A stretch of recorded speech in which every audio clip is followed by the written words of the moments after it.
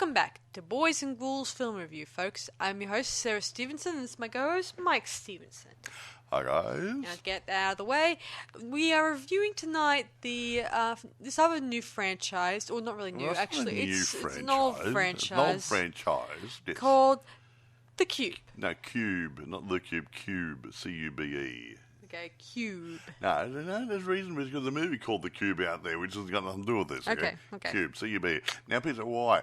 I think recently, 2001 or 2002 or something or other, Japanese have rebooted it and made their version of it. Yeah, in 2021, yeah, exactly. Yeah. So we thought, well, okay, they got inspired by the original film, so we thought, why don't we go back and pay a visit to the franchise? Yeah. Usually it's the other way around, but I guess they want to do their own for a change. Actually, it has been a few years. I might get a copy of that and have a look at it. Me too. Yes. I want to see for myself how much of either they took anything from the original and used it for theirs. They may have taken some ideas, but Because anyway. in this one, these ones, there's always a mixture of different kinds of people in this.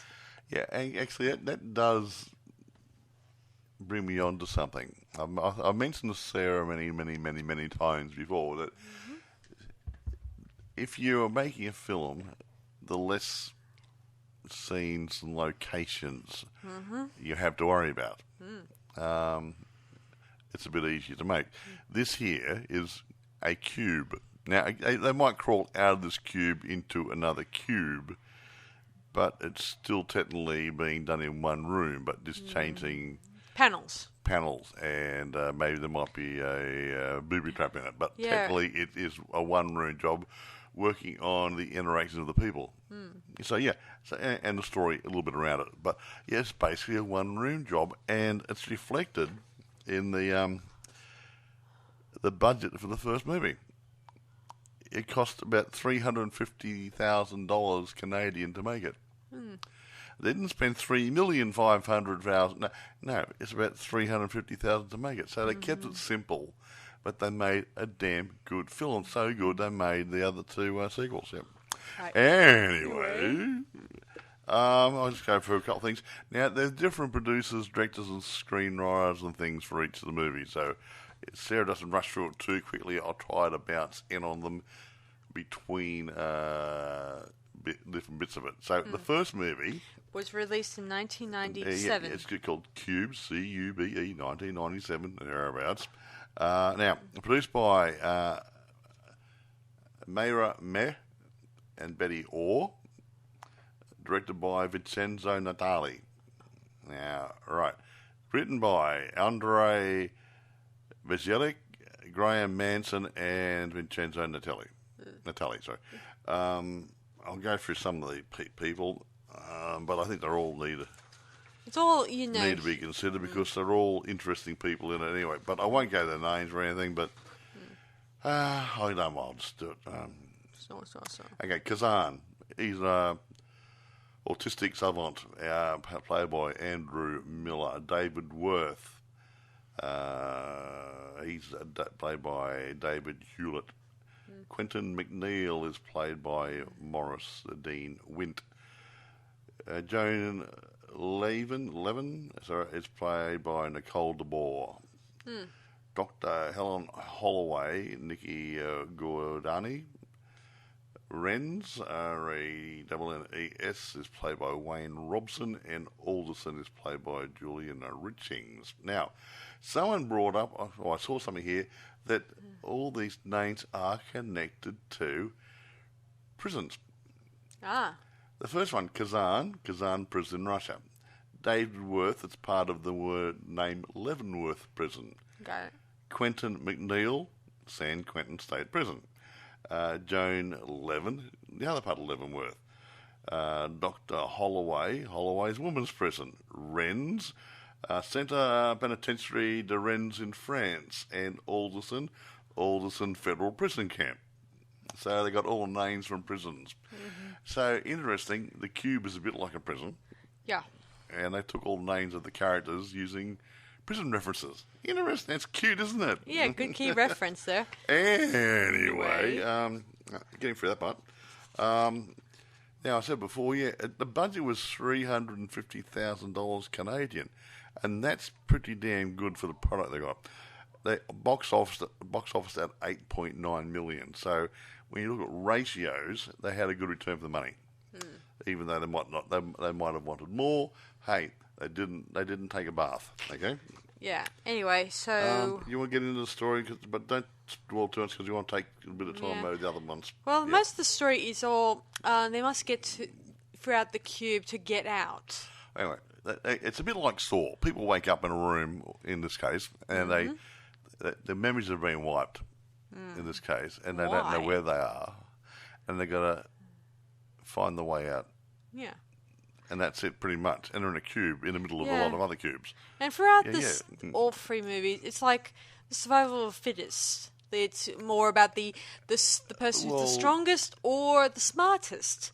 And sometimes it's usually the person with the most go beyond the nasty, arrogant person usually tries to force their way through it and ends up the other people gang up or something goes wrong and they end up not surviving. How's that? They're really good. Anyway, these people have no memory, the first bunch of people in this one.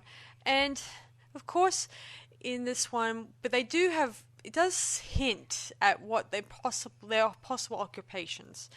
One of the guys there he claims to be a policeman, but I don't think he is, to be honest. If this was a prison... He may be, but he could have been a naughty policeman, a bit like Mr. Saw, just grab people and bung them in there, you know? Yeah, he might have been one of those ones who interrogate people roughly, and then, thanks to his attitude during interrogation, he was thrown in jail for misconduct.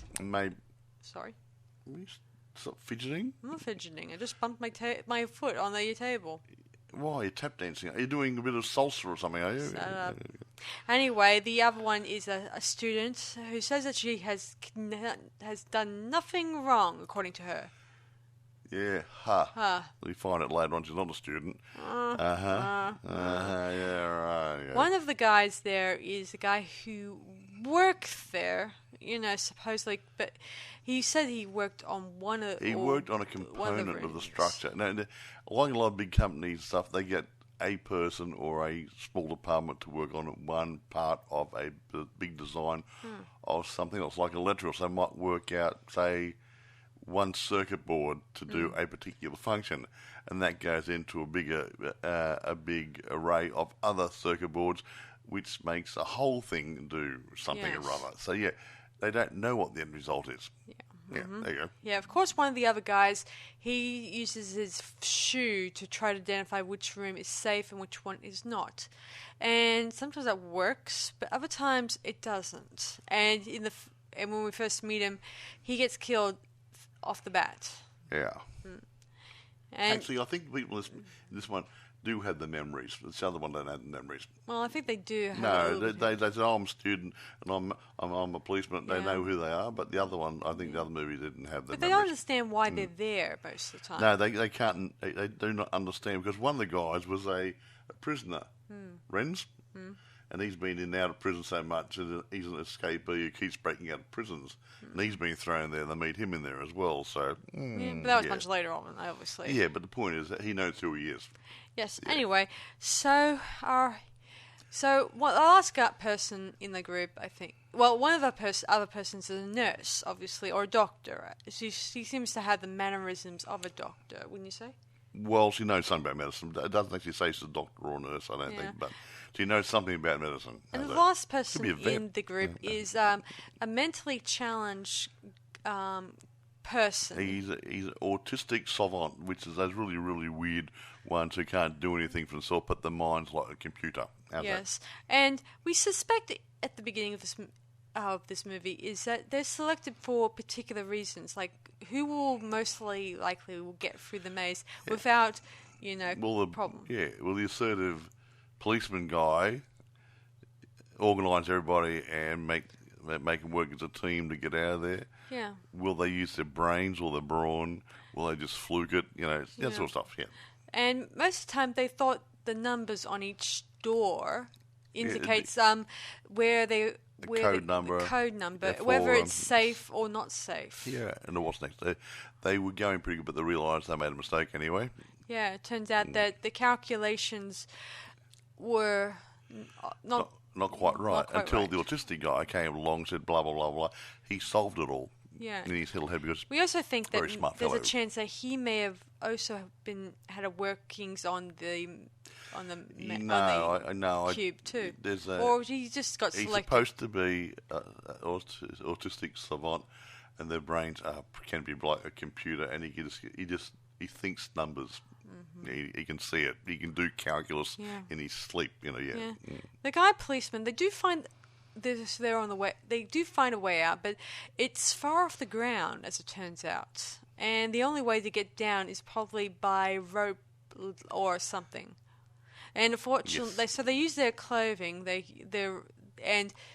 on them to try to get her to cross to the other side of the to the next wall. Yeah, something. Of course, she tried a couple of times, but then soon enough it became difficult. So she soon was clinging to the cube. The policeman guy, is holding onto her, but then he lets her go, and no doubt she would have probably fell and died. Obviously, considering this was a metal room, I think, and it's hard to know what's down at the bottom. Obviously. Anyway, it doesn't matter at this point because he tells a lie, tells them that he just lost her grip, but the group starts losing faith in him. Yeah, I wouldn't. Yeah. Anyway, our two remaining other people who are the guy who's the possibly the one of the designers, and the girl who's a bit of a science student, whatever we think, and of course the mentally challenged guy, obviously, and the policeman.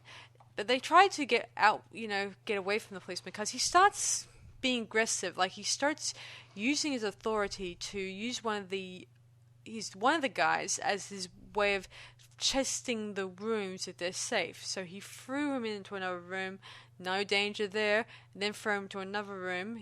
You would think, considering he was made of metal, he would be breaking every bone in his body. Wouldn't you say? Well, you would like to think so, but you got to stretch the imagination here. Yeah. Of course, they fought, and they eventually, all three people get killed, obviously, except for the mentally challenged one, who finally gets out, and we see him approaching this bright white light of sorts, whom we don't know whether he's out or whether this means he's free. We don't know. We believe he was free. I think he made it to the exit. Then moving on to the next one, it's called the Cube 2 Hypercube, now, which was released in 2002. Now go ahead, take it away, Mike. Okay, this one produced by Ernie Barbarash and Suzanne Colvin, directed by Andrzej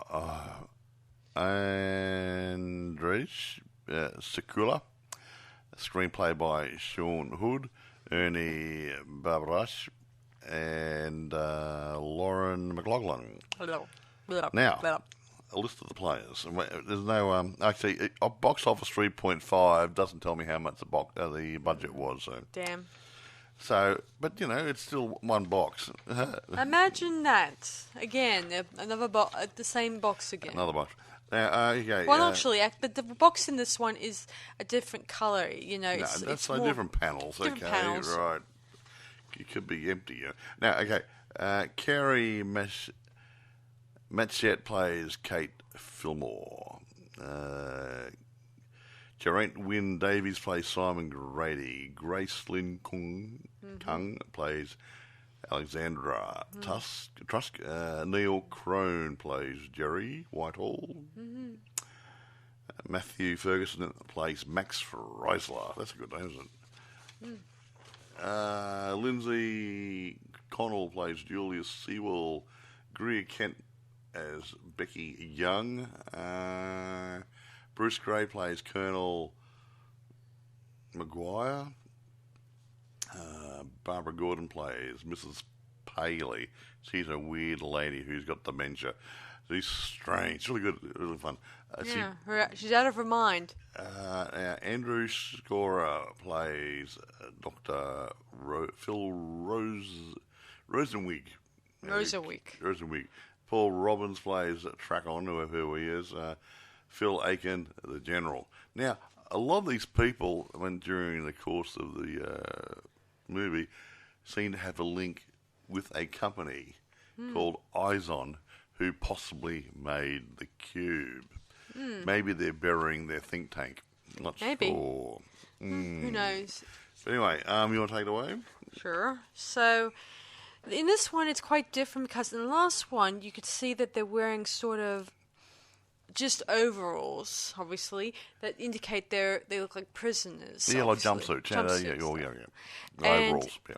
It's in the third movie. In this one, they're wearing their casual dress type clothing, which could signify their occupations and stuff. Well, I think they'll take it off the street or wherever they were at the time. Yeah. But where the first one they weren't. Yeah. As Mike pointed out, that one of them is has Alzheimer's. Batty old lady. And she's an ordinary tracksuit, like she's been to exercise in gym or something or other. Yeah. And things like that. So, and the general was in his suit and different things. So so everyone's in natural, normal clothing, whatever they were wearing when they were picked up. Yeah. And, of course, one lady's a sort of psychiatrist, I think, possibly. Yeah, another doctory type.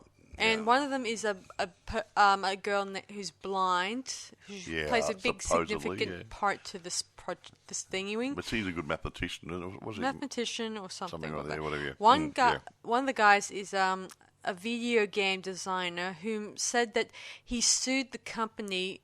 That company you mentioned, obviously, because they stole his idea for the they stole. Yeah, that's interesting. He said, "I designed this as a computer game, and it was stolen from me." And okay. You'd think he would have known his way out. And one of the other ladies is a lawyer who wears this beautiful red dress, which indicates that she may have came from She came out from partying or a night out somewhere, and they just took her how she was. So very nice, very pretty. She has a good ending. Yeah.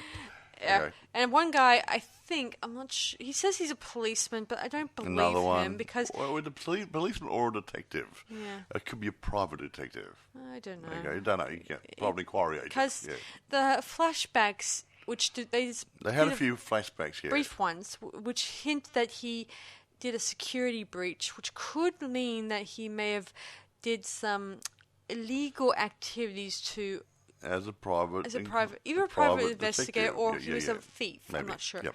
But by the sounds of it, he's on the search for a girl who works for this company who has gone missing. So he's sort of trying to track her down. That's right. Yeah. He says he does. Anyway, much later on.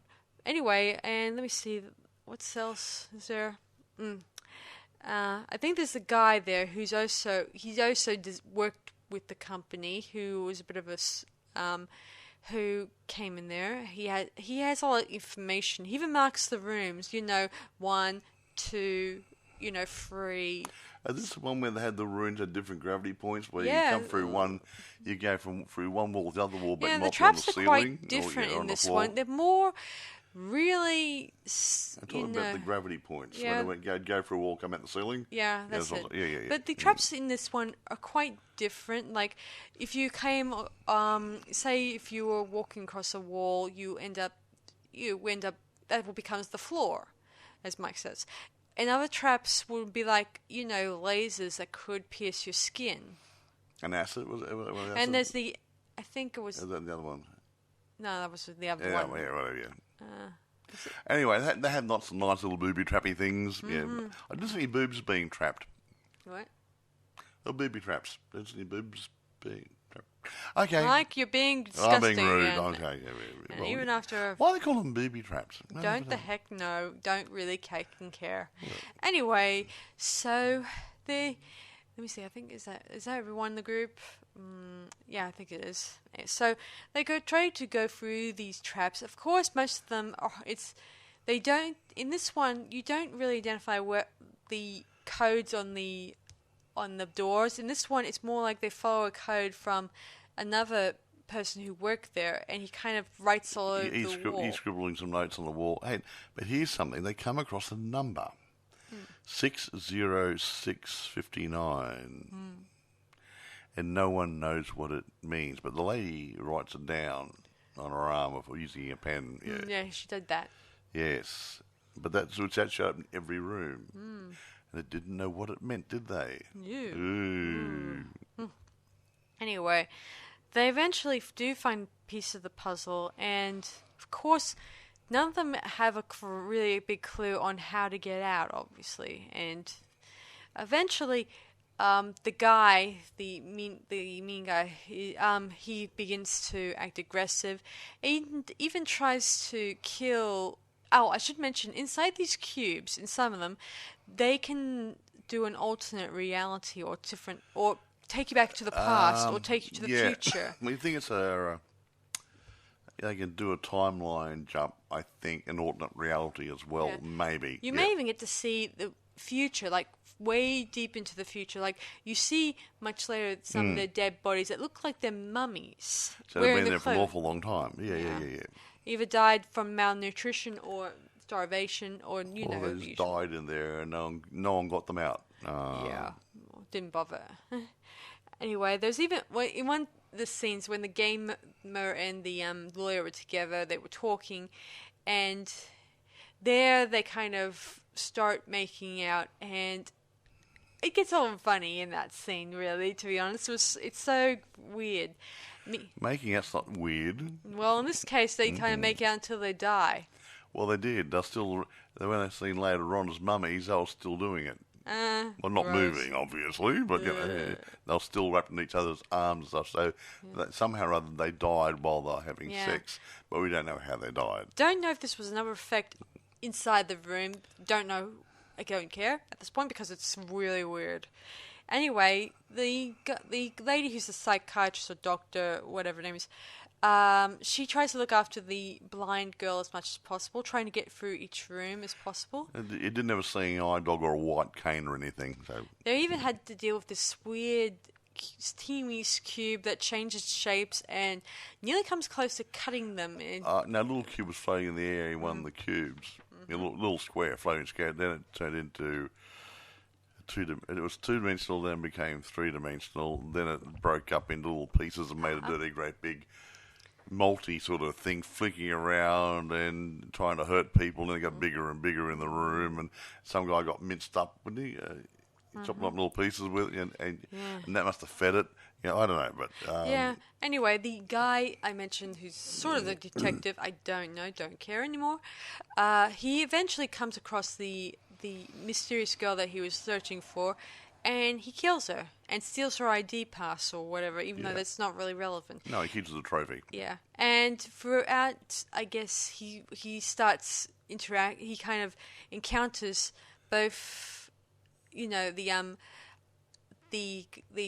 guy who's one of the designers and her 3 or 4 times, because you notice right there on his wrist 4 watches of the same look. Yeah, one guy he found his own watch there, and he said, "Well, he got the same watch. It's got the same engraving on the back." So he ends up come along and he kills him, and he takes the watch to the trophy. So he's got 4 of these same watches on his arm by killing the same guy 4 times, and he had something like a dozen name tags from the girl he'd killed about a dozen times. Of course, my psychiatrist uses the knife and stabs him in the eye, but we much like see him, an older version of himself, because you see a little grey hair. I don't know if it has another effect. No, it did. He's supposed to be so many years later. Yeah. He's still in there. Yeah.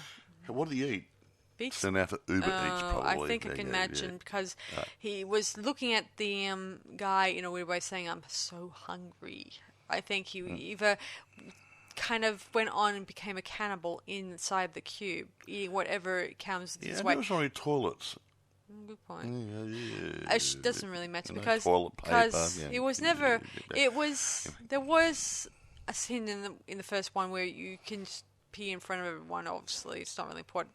Anyway, so we later find out that the blind girl is the mastermind behind the whole cube, or even though she was a computer hacker. So she knew all of it and stuff. They talk about her, as a unknown person whom did some really bad things, obviously, hacking and stuff like that. And of course, no one even knows what this person looks like. They just know her screen name, obviously. And so she's revealed. Of course, she gets killed by the detective guy, and our girl, the remaining person who's a psychiatrist. I should mention the cube is going to start to implode. Something about the thingy wings inside the cube are kind of causing a bit of issues, and we don't know why. Oh, here's something I didn't know.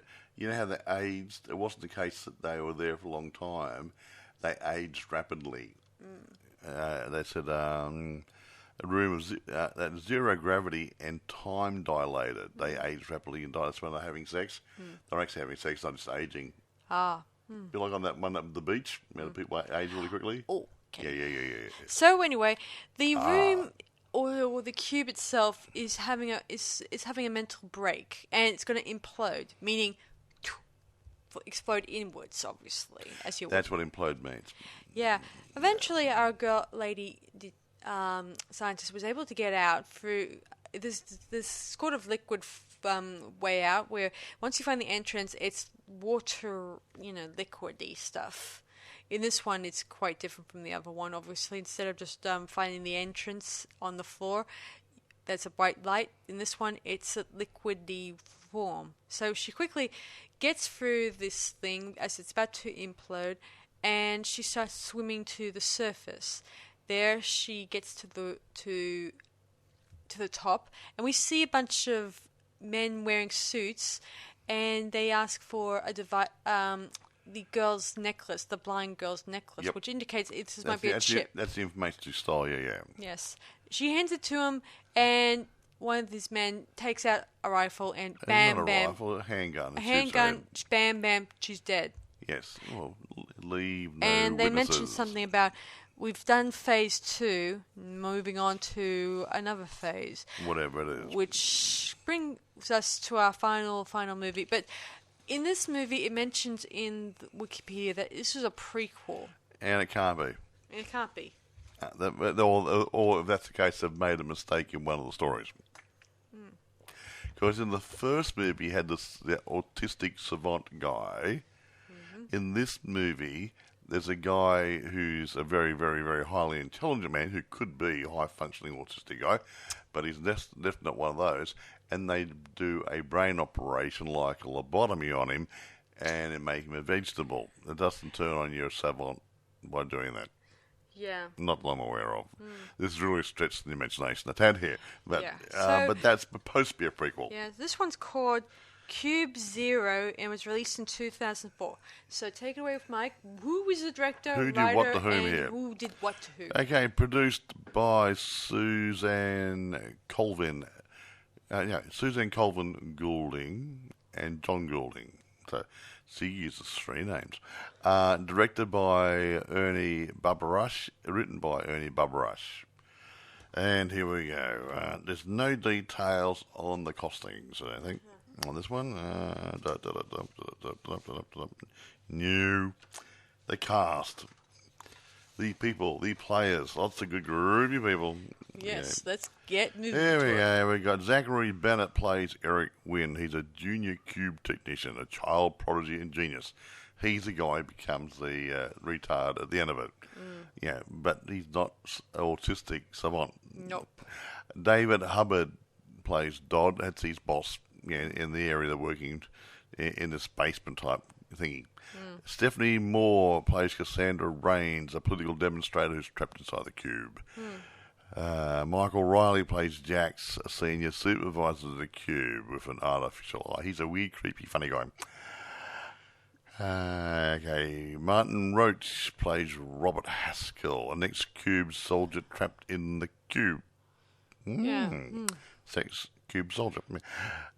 Mike Nargang as Mayor Hold, a man trapped in the cube. Okay, Terry Hawkes as Jellicoe, a woman trapped in the cube. Gee, well, trapped in the cube there. Richard McMillan as Bartox, trapped in the cube. Tony Muntz placed Owen, a senior cube technician, placed in the cube. Jasmine Geljo as Ridgekin, a man trapped in the cube. Joshua Pierce as Finn, and Diego Klettenhoff as Quigley. I think they're two guys who helped the nasty guy. I think, yeah. Anyway, they're the players, as it were. Yeah. Okay. Do you want to do the chat? Why not? In this one, it deals with two guys who are monitoring the whole CCTV of the cube itself. And we find out one of the occupants is named Rain. Is that right? What did I just say? You're the one who read the names out. What's his name? Rain. Rain. Is it? Yeah, Rains. Cassandra Rains? She's a political demonstrator lady? Yeah. She, according to them, they said that these people are volunteers. They they consented to this sort of thing. Now, the two guys in the control room, they've been told that the people in there have consented to be put into the cube. And there's a pink slip, and they sign off on. And, we see one during the course of the movie later on. But there wasn't one in this lady's file. But being a political activist, I think they just grabbed her and threw her in there. Yeah. Anyway, I think, and the guy who's in the control room, he's always questioning things. He's a young, compassionate man, very intelligent. Yeah. His colleague is less curious about it. He's always playing chess, not caring about what on the monitor. Yeah, he's a company man. Yeah, I'll just do my job. Yeah, she'll be right. His two other colleagues, I think, are... One of them says that he's on fishing. Two of them are missing. And he thinks that they're just... one's sick or the other one's... Well, that's what Dodd said. One's on holidays and one's sick. But we later learned that they were both... Dumped in the cube for different reasons. But we're asking too many questions, maybe. Probably is probably the answer. Anyway, so it's just those two men, and we watch the people inside the cube all this time. So anyway, so we meet Rain and the other guy and the other people who she's going to be accompanying throughout this cube thingy experience. Of course, she seems to be the only one who has a little bit of memory of her life outside the cube. It turns out that she was abducted when she was in the park with her daughter. Yeah, these ones had the brains bleached. Yeah. And when they were in the hospital, she witnessed her daughter in another bed. And she was taken away. And we don't know what becomes of her. Whether she's placed in an orphanage or a foster care, we don't know. But Disneyland, whatever. Well, I like to think they might have put her in foster care and claimed that her mother is dead or something. Make up lies, because by the sounds of it, it seems like one of those nasty nanny state type of worlds where the government is in control, and if anyone protests, you're thrown into jail, or worse, you might get executed because of not accepting the newfound power of this new world, stuff like that. Anyway, so she's stuck in the cube, and she knows a little bit about her backstory. Of course, the others don't seem to know a little bit about themselves. We don't even know much about them either. And one of the guys, we do notice he has a tattoo on his forehead, which indicates that he was probably a soldier working within the government guys who abducted people who would be test subjects inside the cube. Yeah. We do see one of them, he has eyes that look really green, like neon green, if you will. Well, bright green, luminous green almost. Yeah. And he... Good colour. Yeah, and the interesting thing about their eyes, we see in a POV shot where the eyes look like, well, it's like looking at an alien's eyes balls. Or could they be robots? Cyborgs? Yeah. Never know, eh? Ooh. The guy in the CCTV room, what's his name, the guy who's questioning Buggerlugs. You keep asking me this. You should have it written down too, I would, but unfortunately there's too many people to memorise. Oh, what do you do? Fred. Eric. Eric. Yeah. So he starts questioning, and he even pulls out her file. And of course, this is where he finds out that she had not consented to the program. No consent slip. Need to get her out. Phone upstairs. Of course, there's a phone there that's got a padlock on it. If that's the emergency phone. Yeah. Like you've got a key for it. Yeah. They also heard that someone was approaching outside the cube, and this is where they had this machine out, and as this person is approaching, Eric knows who he was. It turns out it was one of the guys that worked with him in the CCTV room. He's covered in bruises, scars, and whatnot. And they kind of, as he's approaching this light, which looks dead similar to the guy who was the mental patient we saw in the first movie. Autistic savant. Yeah, and they kind of, when it goes black, these chains start chaining against the wall. Oh, that's right. Yeah. From wall to wall, like something out of Hellraiser. I told this to Mike the other day. Yeah, very nice. And this is where the guy asks a series of questions, which like, what's your name, and whether you believe in God. There was probably other questions. Don't ask me. Probably. But certainly the God one himself says no. They get incinerated or killed or some other way. Or Yeah, and Eric is shocked that the guy he knew for so long is now a pile of ash. He's a crispy critter, yeah. And he's starting to wonder whether he was wrong. Everything he's been told was all a lie. So he then joins Rain inside the cube. He takes the elevator. There's a special elevator that allows you to go inside the cube or go up or down upstairs. As he goes down to where the cube is. Aha. It's hints that in this that he and his colleague have not ever seen outside world, so they're no different than the guys inside the cube. That's something came up early. Eric gets said to Dodd, "Do you ever remember being outside?" And they can't remember ever being really outside. Like they live in this room all the time. Yes, so they're being brainwashed like the people inside the cube. So they're no different than the people inside the cube at this point in time, because unlike them inside the cube, they're just there to do a job, and they're just have no clue that what's happening around them, obviously, and their lives is just focused on the people who enter the cube and the people who don't come out, and get answers from the guys upstairs telling them, to monitor this person, blah blah blah blah blah. Don't you worry about that. That's not your concern. Yeah. Eric heads down into the elevator, and he presses the down button.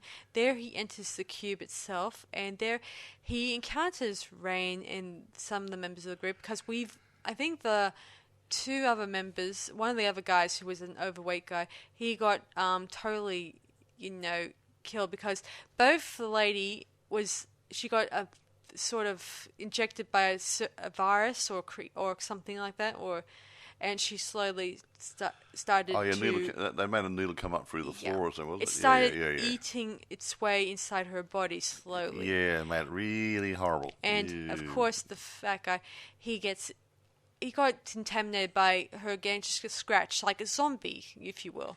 Yeah, like a Living Dead movie. I said, scratch you, you're going to die next. Yeah, okay. Yeah, he starts getting infected, and they think he's a dead man walking, so they use him as a human guinea pig, throwing him into whatever room. You're next. You'll test the rooms out. Yeah. Eventually... Short straw job. Yeah. Eventually he gets his comeuppance and he dies.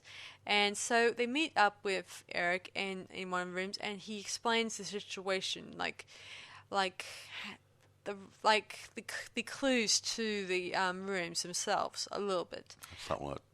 Of course, the colleagues from upstairs, they get wind of this, and they come down onto the CCTV floor, and they're guided by this guy with the weird eyeball, he's really weird.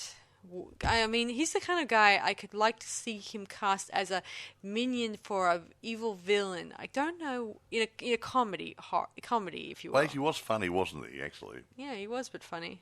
Creepy funny. Exactly. Anyway, he's there with his two other colleagues who are there to try to figure out if, to outwit Eric and the group, because if Eric has all these secrets about the cube, there's a chance they can get out and be able to get people to know about the cube itself, obviously, and its evil, secrets stuff. Or that's not really implied. It was never mentioned in that one, but I do suspect that.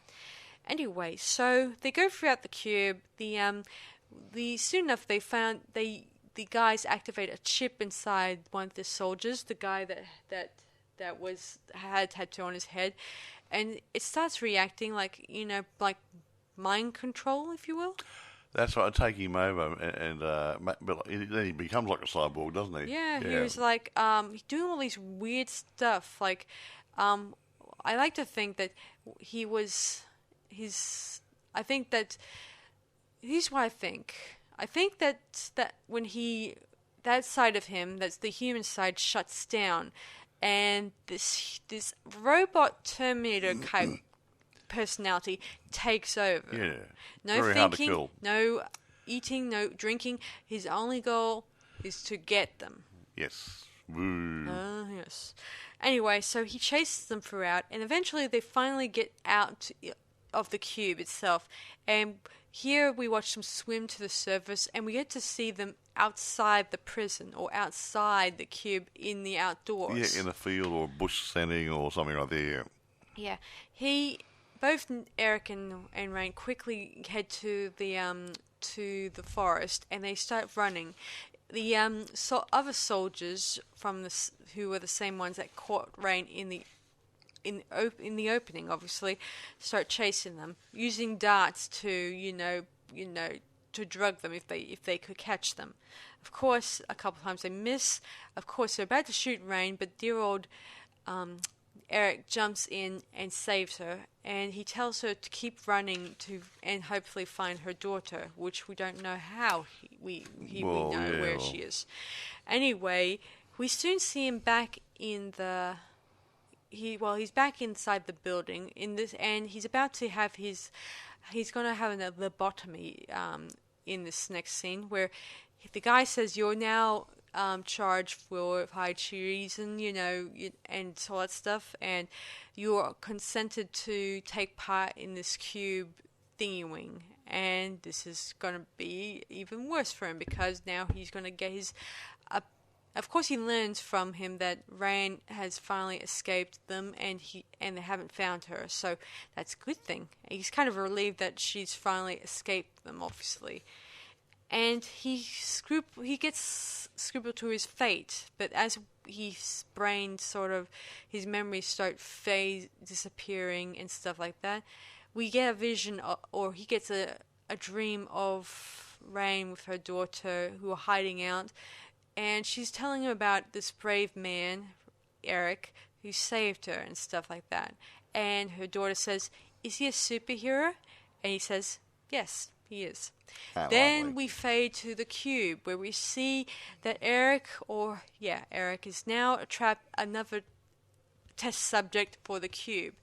And he meets these other people who use the same lines from the first cube movie. This is where the link is. It's supposed to be a prequel.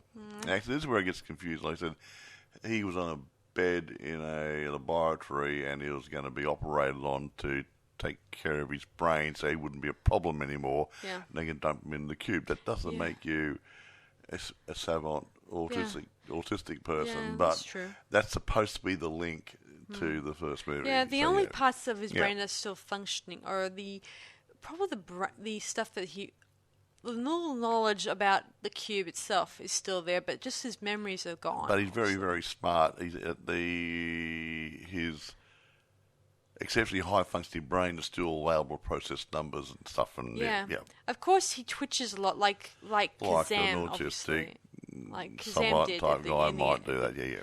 And he does similar stuff, like he's banging his head against the wall. I know that's like what you said before. Yeah, some do that. Yeah. And he starts saying, "I want to go back to the blue room." I don't like the red room. Yeah, things like that. Yeah, the same lines out of the first movie. Then we fade out, and that's the end of the franchise as we know it. I mean, the trilogy as we know it. Now, okay, I won't just waste too much time. Basically, this is it. Reception. The first movie got the better accolades. Okay, even though it wasn't great by every reviewer, but hey, you got to be into this sort of stuff. This is not an action sci-fi horror. It is a slow-moving one. It's more like a drama sci-fi horror. Okay, so it does move a tad slower. I don't think some of the critics could understand that. So reason being, it's telling a story. It's not relying on action. Okay? Yeah. So having said that, I'm not going to go for all the gradings. The first movie got a better grading. Yeah. Second movie got a little bit less. And the last movie got a bit less again. I think the point is, if you like this sort of movie, you will like the three movies. Okay? Yeah. Critics, they don't like anything. Okay? Never do. But I do think that if you watch these movies in a row, I'll watch them in a row. I would. Cube 1, 2, and 3. Yeah, in that order. Not it would 3, be 2, 1. It would be just cool just to watch one of them, because then you feel like after watching all three, you get a sense of what's going to happen. That's why I watch the Sword movies. There's quite a few of those. It's good to watch the first one, second one, and in order. Yeah. But you get the idea that is very similar because the characters themselves are very similar. Like, you get the smart person in the group, the person who's the weakest link, he goes first, and etc., etc., etc. And the final girl gets knocked off at the end anyway. Yeah, or just the person who's the not the strongest, but the most knowledgeable of the group. Although in the second one, the person who got out ended up getting killed anyway. Yeah, so those final girls were killed off. Yeah, except the last one, we don't know exactly what happened. We think she got away with her child, but we do not know. Yeah. I like to think it looked more like a dream sequence. It would be nice if they did get back to, that she and her child, they end up escaping them. By the sound of it, when he asked them, did you catch her? The guy gave off a face that says, nah, but we probably will in the near future. Yeah. He's got that expression. Yeah, like, okay. They probably went underground, which means that they're off the grid. Yes, they know. Meaning we had hide. Ha ha. Yeah, because some people, it's great. I would love to be off the grid when I think about it. I mean, it would be nice to be away from things. Take your computer away and take your television away. Well, it's more than that. I just don't want. No, you won't have anything. I just don't like this new technology out there at the moment. It feels. Here we go. It feels like confined, stressful. It's annoying. It's become a horrible routine that everyone has to apply to, and every time you hear you have to do this, the hell with everything else. You must do this. Therefore, you cannot go. There's no other direction. People are forcing people to do this. I just hate that sort of thing. I just hate when people are forced into that type of role in life, in society. Exactly. I mean, I guess we'll slip into it eventually, but I feel like we're slipping into insanity. Like, we become accessible to technology, and I'm scared of that. If the more we get accessible, the more chances it'll be hard to be what we once were. It's very philosophical here. No, it's okay, right. Anyway, the meaning of life. Well, anyway, Mike, what do you think about the trilogy Cube? I like it. I like the three movies. I think the first one was possibly the better one, but the second one wasn't bad either. So I think they're all pretty much the same. But my favourite is the first one because it sets it off and it's fresh. Yeah. Well, usually whenever they do a sequel, it's a little confusing because when you're left in the dark and you only find out much later in the story that the full truth, like the Saw one, The Purge, and a lot of other movies that often leave you in the dark in the first one, but then when the sequel comes out, it fills in the gaps and stuff like that. Yeah. I remember watching The Purge, and I thought it was just another movie about people paranoid about home security and stuff like that, but it turned out it was more of a it had a bit of another meaning behind it, where people just naturally went around killing and hurting people. Yeah. Anyway, I'm going to grade the whole lot together instead of doing 1, 2, and 3 this time. I'm going to give it about a 9. I'm going to give it a 9 too. I feel like there was some... I wouldn't have loved it. A lot of good bits in it. There was a lot of good bits in it. I like the traps, and I like the character development. Yeah, I like the interaction. The interaction. Yeah. Even though throughout the movies, the people have no clue about their lives out. I mean, aside from the second one, which gave us a little bit of an insight into their roles. Obviously, in the first and the third one, they didn't. Some of them didn't have a memory of their past so much. Like they were playing a character who didn't know his identity. Exactly. But of course, they do know their identity. They know their name, obviously. Well, some of them do know their names, obviously. I mean, there was even a scene that they try to work out what type of roles they did in the real world. Of course, they keep the guys who keep saying, I'm a detective, blah, blah, blah. I don't think they were a detective. I think they were just... He probably knew about the system, but at the same time, how do you know about the system? Yeah, the only people who know about the system are policemen and criminals. Possibly. And criminals can actually even... There's a fine line. They can even work out a way to outmaneuver and think them. And I think that's one of the reasons why these people were assigned to the cube, because there were different sorts of thinking patterns. Like you had the cute little scientistic student kid from school, you know. She wasn't. She actually was a hacker. Yeah. It had something to do. Wasn't she hacking Eyes On or whatever? She was known by Eyes On. Okay. I was referring to the first one. Oh, sorry. Not the second one. And sorry. Then you have the nurse who has a bit of a capacity of a little bit of knowledge here and there. And of course, you have the guy who worked for their company, and you do get that in throughout all these movies. You know, you get the knowledgeable one who knows a bit about the group. But not everything, because they've been left in the dark, and that's one of the reasons why they're down here. Another thing about this movie, guys, or movies, I should say, it reminds me of Daedalus and the Maze. You know, the Minotaur maze that's in Greek mythology, where he designs this maze that only him and King Minos, I think his name was. I think so, rings a bell. Yeah, Minos. Who knew about it. And of course, Daedalus, he kind of works out how to get out of the maze, of course.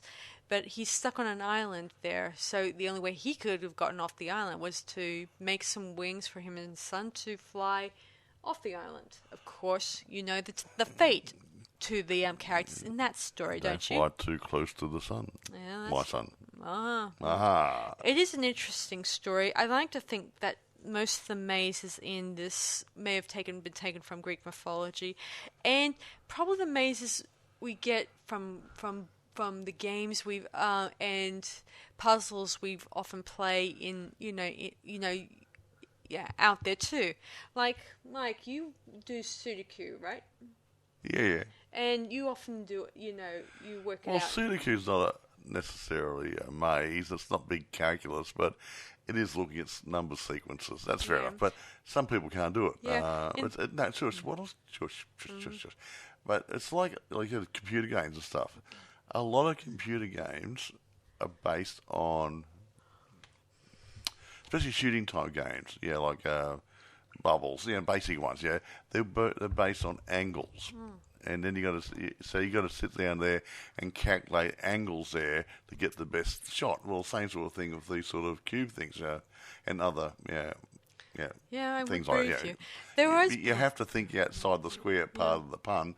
And try to manipulate figures and facts and stuff and try to come up with a solution. Yeah. There are like that in some of the games I've actually observed, where it would often deal with puzzles. Sometimes you have to, and codes and stuff like that. You have to be very, very observant in video games.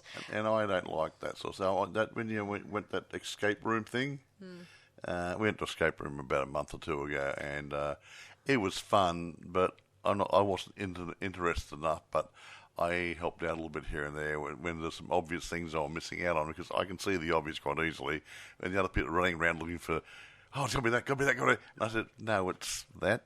You just walk past it, So it's things like that. So I'm pretty good that way, but I couldn't be bothered. I don't work cryptic very well. I'm more logical. So when you get something like that, I go, nah, not interested. Yeah. Yeah, but still it was a good, interesting game, and we managed to get almost all the puzzle pieces for it. Yeah. Anyway, I hope to try out. I saw that other thing, that murder thing you went to, that down at the valley. I think you mean that Cluedo event. Thing, yeah. I wouldn't be bothered. Let's go in this room and look for clues and blah blah. I couldn't be bothered. Yeah. I just sat outside and looked after their bags and stuff. Yeah. Because I'm not interested in that sort of stuff. Yeah. It was pretty interesting, especially the actors playing their roles. Yeah. And putting on the accents, putting on the I'm Lord such and such or other. Yeah, that sort of stuff like that. But I couldn't be bothered. Not my interest. But yeah, getting all those facts and figures and stuff in together and solving a puzzle, and that's sometimes logic's better, but I can't work cryptic. So to me, it's too many variables. Yeah. So that's our thoughts about the Cube trilogy, obviously. So it's up to you guys to actually check it out. So Mike, where do you get? Okay. Where can you get it? First and foremost, I will say this: on the earlier movies, and possibly the second movie, I'm not sure. I think there might be VHS copies running around. Be careful. Okay. Now, there's also the Japanese version. It's either Cube or Cubed for D on there. I'm not really sure. Or there might even be two movies. So just be careful. Go by the dates and the name of the directors and actors and stuff when you're looking for it. Right. Now, having said that, eBay has them all for sale. Not many of them, but they got some. Amazon has it for rent and for sale, I believe, for the 3 titles. However, having said that, you'd probably find it on different streaming places that might have this sort of stuff, or a different supplier. But yeah, be careful. There is VHS out there for the older ones. You don't want to get one if you don't have a VHS player. I can't think of anything else. Yeah, but watch out for Japanese. If in doubt, go in deeper and just check the name of the director and 1 or 2 of the actors. Okay, because otherwise you will possibly get the wrong product, and people are always grumbling to Amazon saying, I got the wrong thing sent to me. Well, that's because you ordered the wrong bloody product, didn't you? Yes, so that's it from us, guys. So I think my next review I might be looking at, I'm hoping to actually get as much reviews as much done, because we'll be going away on holiday in April. End of April? Yeah. End of April we'll go on holidays, but if we get a few staged or worked up ahead of time, you won't miss out on an installment. Yes. The next one I'm hoping to probably get Mike to watch with me would be the Wonka movie that came out just not too long ago. Not the Barbie movie? No. Okay. I'm not going to review that. Not wasting my time on that one, to be honest. So I'm going to check that out. I know that some people have different sets of opinions about that movie, but I'm going to try to put my own opinions in my I want to get you to watch a really, really, really, really, really, really, really old movie with me one day. I just watched a lot of really, really, really, really, really, really old ones too. What was that? Quite a few. Which one? Ribbit. How long ago? No, that one I want to do. That This Is Not a Test. That old black and white movie. I want your opinion on it. Well, we'll leave it for another day. Other people have seen it. I tried to talk to. I think Michael saw it. Yeah. Anyway, irrespective. So, anyway, that's it from us tonight, guys. So, I'll try to get Mike to sit down and watch with me the Wonka movie. And hopefully, we'll probably get it out for you guys in our next review. So, this is Sarah Stephenson. And Michael. Saying see you guys around on Boys and Ghouls Film Review. Bye for now, and have a good week. Goodbye, guys.